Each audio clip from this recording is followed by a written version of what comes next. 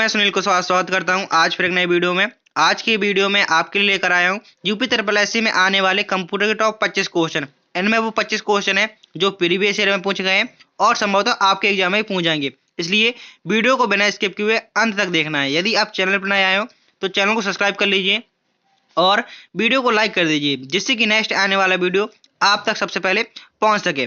चलिए शुरू करते हैं आज के क्वेश्चन से। आज के क्वेश्चन में जाने से पहले ये आपका कल का क्वेश्चन था, इसको सॉल्व करते हैं। क्वेश्चन में पूछा गया है एमएस वर्ड में कंट्रोल प्लस शिफ्ट प्लस सी शॉर्टकट की का उपयोग किसके लिए किया जाता है। ऑप्शन ए कंटेंट को कॉपी करने के लिए, ऑप्शन बी फॉर्मेट को कॉपी करने के लिए, ऑप्शन सी फॉर्मेट को पेस्ट करने के लिए एंड ऑप्शन नंबर डी है डॉक्यूमेंट को सेव करने के लिए। कंट्रोल प्लस शिफ्ट प्लस सी शॉर्टकट की का उपयोग किसके लिए किया जाता है। इसका प्रयोग किया जाता है फॉर्मेट को कॉपी करने के लिए। कंट्रोल प्लस शिफ्ट प्लस सी शॉर्टकट की का प्रयोग किया जाता है। यदि आपने पिछला वीडियो नहीं देखा है तो मैंने वीडियो के डिस्क्रिप्शन में उसकी लिंक दे दी है, आप इस वीडियो के बाद पिछले वीडियो देख सकते हैं। आज के क्वेश्चन नंबर 1 से स्टार्ट करते हैं। क्वेश्चन नंबर 1 में पूछा गया है कृत्रिम बुद्धिमत्ता एआई का मुख्य लक्षण क्या है। जो कृत्रिम बुद्धिमत्ता एआई मतलब आर्टिफिशियल इंटेलिजेंस का मुख्य लक्षण क्या है। ऑप्शन ए मशीनों को सोचने और निर्णय लेने में सक्षम बनाना, ऑप्शन बी केवल गणना करना, ऑप्शन सी केवल चित्र बनाना एंड ऑप्शन नंबर डी है केवल डेटा को स्टोर करना। कृत्रिम बुद्धिमत्ता एआई का मुख्य लक्ष्य क्या है। इसका मुख्य लक्ष्य होता है मशीनों को सोचने और निर्णय लेने में सक्षम बनाना। ऑप्शन नंबर ए आपका यहाँ पर सही आंसर हो जाएगा। नेक्स्ट क्वेश्चन है क्वेश्चन नंबर 2। क्वेश्चन नंबर 2 में पूछा गया है एमएस वर्ड में ट्रैक चेंज फीचर का उपयोग किसके लिए किया जाता है। जो ट्रैक चेंज फीचर होता है आखिर उसका एमएस वर्ड में क्या प्रयोग होता है। ऑप्शन ए टेक्स्ट को हाईलाइट करने के लिए, ऑप्शन बी एडिटिंग और मॉडिफिकेशन ट्रैक करने के लिए, ऑप्शन सी स्पेलिंग चेक करने के लिए एंड ऑप्शन डी है डॉक्यूमेंट को प्रिंट करने के लिए। एमएस वर्ड में ट्रैक चेंज का फीचर का उपयोग किसके लिए किया जाता है। तो यहाँ पर ऑप्शन नंबर आपका बी सही हो जाएगा। एडिटिंग और मॉडिफिकेशन ट्रैक करने के लिए ट्रैक चेंज का प्रयोग किया जाता है। स्पेलिंग चेक करने की शॉर्टकट की क्या होती है। तो स्पेलिंग चेक करने की शॉर्टकट की होती है F7 एंड डॉक्यूमेंट को प्रिंट करने के लिए किस शॉर्टकट की प्रयोग किया जाता है।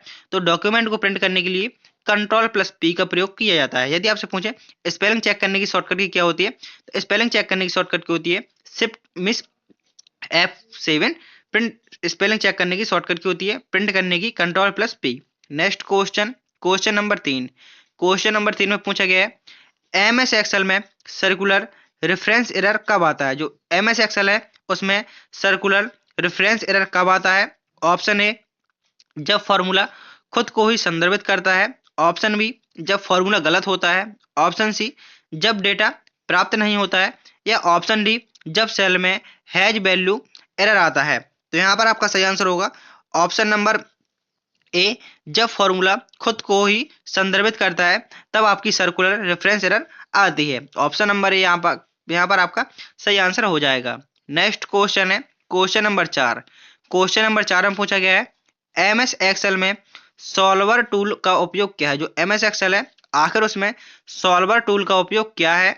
ऑप्शन ए जटिल गणितीय समस्याओं को हल करने के लिए, ऑप्शन बी डेटा को सॉर्ट करने के लिए, ऑप्शन सी ग्राफ बनाने के लिए एंड ऑप्शन नंबर डी है वर्कशीट को प्रिंट करने के लिए। तो सॉल्वर टूल का उपयोग क्या होता है। इसका प्रयोग होता है जटिल गणितीय समस्याओं को हल करने के लिए सॉल्वर टूल का प्रयोग किया जाता है। क्वेश्चन है क्वेश्चन नंबर 5। क्वेश्चन नंबर 5 में पूछा गया है एमएस पावर पॉइंट में कस्टम एनिमेशन का उपयोग क्या होता है। जो एमएस पावर पॉइंट में कस्टम एनिमेशन का क्या उपयोग है। ऑप्शन ए स्लाइड पर ऑब्जेक्ट को विशिष्ट तरीके से एनिमेट करने के लिए, ऑप्शन बी केवल टेक्स्ट को एनिमेट करने के लिए, ऑप्शन सी ऑडियो जोड़ने के लिए एंड ऑप्शन डी है स्लाइड ट्रांजिशन बदलने के लिए। तो कस्टम एनिमेशन का उपयोग क्या होता है।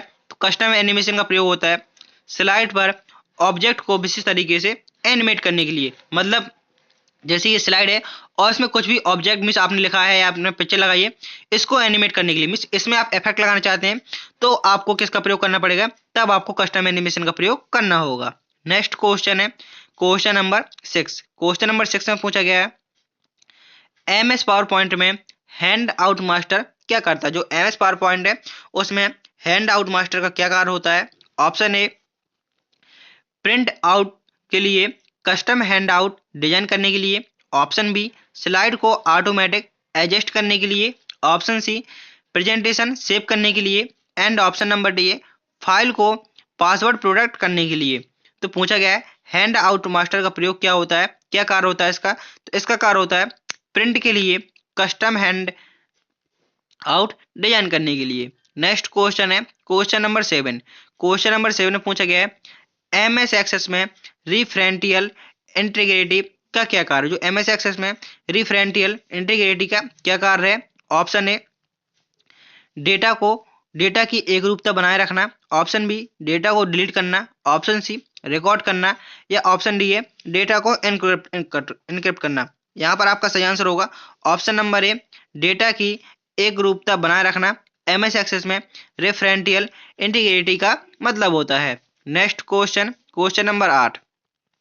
क्वेश्चन नंबर 8 में पूछा गया है एमएस एक्सेस में फॉर्म का उपयोग किसके लिए किया जाता है। जो एमएस एक्सेस है उसमें फॉर्म का उपयोग आखिर क्या होता है। ऑप्शन ए डेटा इनपुट करने के लिए, ऑप्शन बी डेटा स्टोर करने के लिए, ऑप्शन सी डेटा हटाने के लिए, एंड ऑप्शन नंबर डी है डेटा बैकअप के लिए। तो एमएस एक्सेस में फॉर्म का उपयोग किसके लिए किया जाता है। तो यहाँ पर आपका सही आंसर होगा ऑप्शन नंबर ए डेटा को इनपुट करने के लिए फॉर्म का प्रयोग किया जाता है। Next question question number 9। Question number 9 में पूछा गया है टीसीपी आईपी मॉडल में कुल कितनी लेयर होती हैं। तो टीसीपी आईपी के फुल फॉर्म होता है transmission control protocol. TCP IP का full form transmission control protocol, and IP का फुल फॉर्म होता है इंटरनेट प्रोटोकॉल। कितनी लेयर होती हैं। तो टीसीपी आईपी में टोटल 4 लेयर होती हैं। Next question question number 10। Question number 10 में पूछा गया है एसएमटीपी किसके लिए उपयोग किया जाता है। जो एसएमटीपी है आखिर इसका उपयोग किसके लिए किया जाता है। ऑप्शन ए ईमेल भेजने के लिए, ऑप्शन बी वेब ब्राउजिंग के लिए, ऑप्शन सी फाइल ट्रांसफर के लिए, एंड ऑप्शन नंबर डी है वीडियो स्ट्रीमिंग के लिए।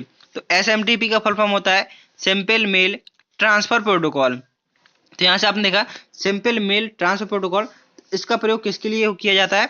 इसका प्रयोग किया जाता है एसएमटीपी का ईमेल भेजने के लिए एसएमटीपी का प्रयोग किया जाता है।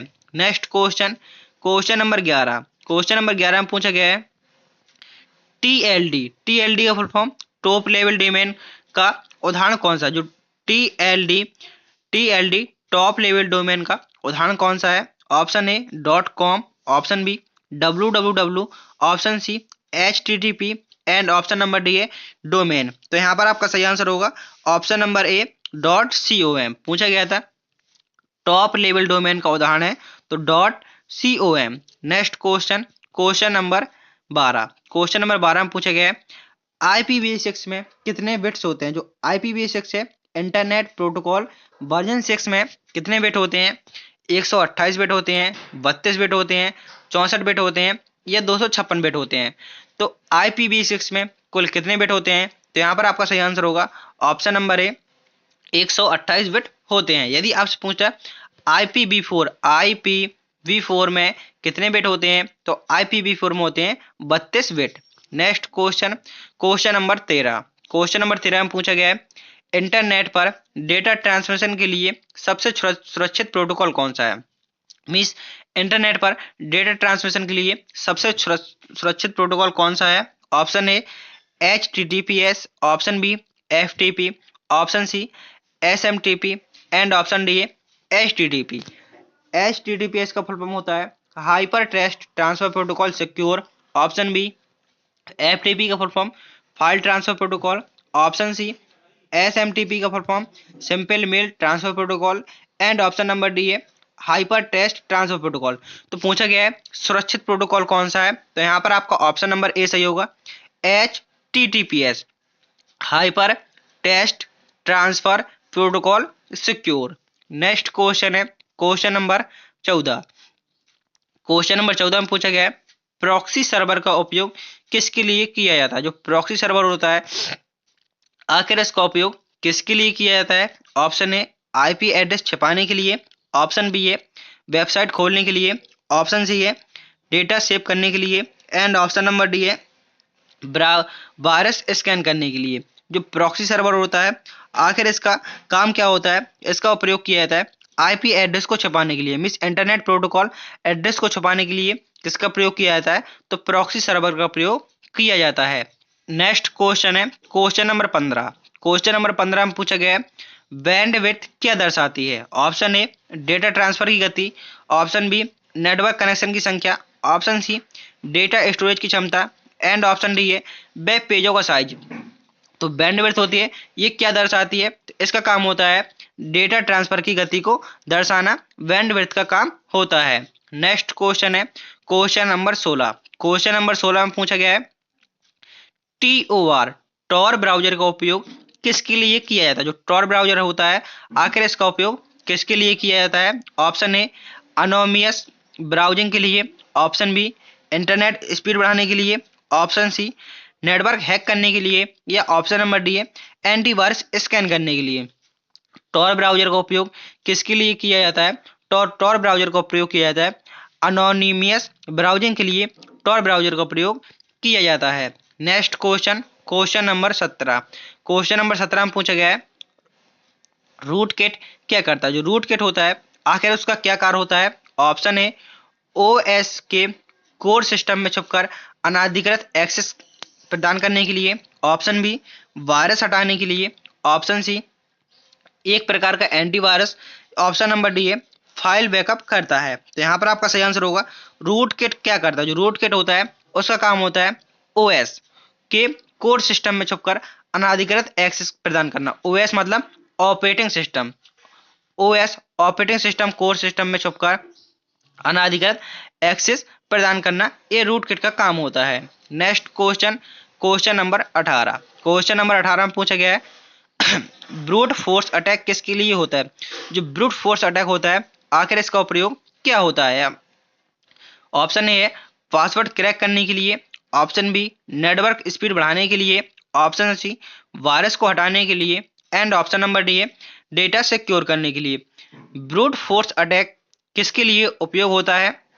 तो इसका प्रयोग होता है पासवर्ड को क्रैक करने के लिए। क्वेश्चन में पूछा गया था ब्रूट फोर्स अटैक किसके लिए उपयोग होता है? तो पासवर्ड क्रैक करने के लिए। लेकिन आपसे ऐसा ही पूछ सकता है पासवर्ड क्रैक करने के लिए किसका प्रयोग किया जाता है? तो पासवर्ड को क्रैक करने के लिए ब्रूट फोर्स अटैक का प्रयोग किया जाता है। नेक्स्ट क्वेश्चन है क्वेश्चन नंबर 19। क्वेश्चन नंबर 19 में पूछा गया है जीरो डे ब्लेंडरेबिलिटी का क्या अर्थ है? जो जीरो डे ब्लेंडरेबिलिटी का क्या अर्थ है? ऑप्शन ए एक अज्ञात सुरक्षा खामी, ऑप्शन बी एक प्रकार का फिशिंग अटैक, ऑप्शन सी एक वायरस का नाम, एंड ऑप्शन नंबर डी है साइबर क्राइम का अपराध में साइबर क्राइम का प्रकार। तो जीरो डे वैलेंटिटी का अर्थ होता है एक अज्ञात सुरक्षा खामी। Next question question number 20। Question number 20 में पूछा गया है मैक एड्रेस क्या होता है? जो मैक एड्रेस होता है, आखिर वो क्या होता है? ऑप्शन ए नेटवर्क इंटरफेस का unique address, option B IP address का दूसरा नाम, ऑप्शन सी हार्ड डिस्क का address, and option number D है सॉफ्टवेयर का एड्रेस। तो पूछा गया है मैक एड्रेस क्या होता है? तो मैक एड्रेस होता है नेटवर्क इंटरफेस का unique address. Option number A आपका यहाँ पर सही आंसर हो जाएगा। नेक्स्ट क्वेश्चन क्वेश्चन नंबर 21 में पूछा गया है man in the middle attack MITM क्या करता है? जो MITM का full form man in the middle attack क्या करता है? ऑप्शन ए दो सिस्टम के बीच डेटा इंटरसेप्ट करता है, ऑप्शन बी है ब्राउजर को तेज करता है, ऑप्शन सी वायरस हटाता है, एंड ऑप्शन नंबर डी है नेटवर्क को सिक्योर करता है। तो man in the middle attack क्या करता है? तो इसका काम होता है दो सिस्टम के बीच डेटा इंटरसेप्ट करता है। ऑप्शन नंबर ए आपका यहाँ पर सही आंसर होगा। नेक्स्ट क्वेश्चन है क्वेश्चन नंबर 22 में पूछा गया है एथिकल हैकर को क्या कहा जाता है? जो एथिकल हैकर होते हैं, आखिर उनको क्या कहा जाता है? Option A white hat hacker, option B black hat hacker, option C grey hat hacker, and option number D है blue hat hacker. Ethical hacker को क्या कहा जाता है? तो यहाँ पर आपका सही आंसर होगा option number A white hat hacker. इसका मतलब जो होता है कि हैकर दो प्रकार के होते हैं, एक होता है नुकसान पहुंचाने वाला, दूसरा होता है बिना नुकसान पहुंचाने वाला। तो जो एथिकल हैकर होते हैं ये होते हैं white hat hacker. Next question question number 23 में पूछा गया है कैप्चर का उपयोग किसके लिए किया जाता है? जो कैप्चर होता है आखिर इसका प्रयोग किसके लिए किया जाता है? ऑप्शन ए बॉट्स को रोकने के लिए, ऑप्शन बी इंटरनेट स्पीड बढ़ाने के लिए, ऑप्शन सी वेबसाइट लोड करने के लिए, and option number D file download करने के लिए। जो कैप्चर का प्रयोग होता है वो किसके लिए किया जाता है? उसका प्रयोग किया जाता है बॉट्स को रोकने के लिए कैप्चर का प्रयोग किया जाता है। नेक्स्ट क्वेश्चन, क्वेश्चन नंबर 24 में पूछा गया है RAT रिमोट एक्सेस ट्रोजन का क्या कार्य है? क्या करता है? RAT रिमोट एक्सेस ट्रोजन क्या करता है? ऑप्शन ए रिमोटली कंप्यूटर को कंट्रोल करने देता है, ऑप्शन बी इंटरनेट एक्सेस बंद करता है, option number C virtual machine बनाता है, एंड ऑप्शन नंबर डी है डेटा बैकअप करता है। जो RAT रिमोट एक्सेस ट्रोजन है वो क्या करता है? उसका काम होता है रिमोटली कंप्यूटर को कंट्रोल करता है, कंट्रोल करने देता है। नेक्स्ट क्वेश्चन, क्वेश्चन नंबर 25 में पूछा गया है CVE कॉमन वेलिनरेबिलिटीज एंड एक्सपोजर्स का उद्देश्य क्या है? ऑप्शन ए ज्ञात साइबर खतरों को लिस्ट करना, एंड ऑप्शन नंबर बी है वायरस को हटाना, option number C network speed बढ़ाना, एंड ऑप्शन नंबर डी है फायरवॉल सेट करना। तो यहाँ पर आपका सही आंसर होगा ऑप्शन नंबर ए ज्ञात साइबर खबरों खबरों को लिस्ट करना। तो यहाँ पर आपको 25 क्वेश्चन पूरे होते हैं।